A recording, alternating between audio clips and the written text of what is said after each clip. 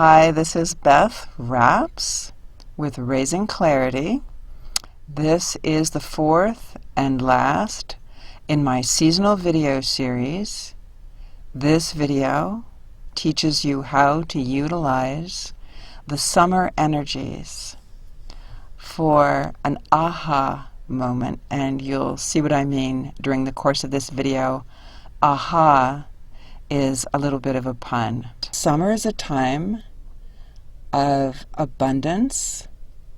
It's the beginning of the harvest, and it's a time when, if you pay attention to what's abundant and you pay attention to your harvest, you can harvest a lot of awareness.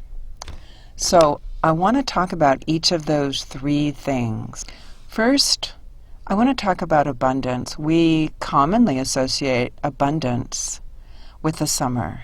Everything is lush, is more, just more of whatever it was. It's in its fullness.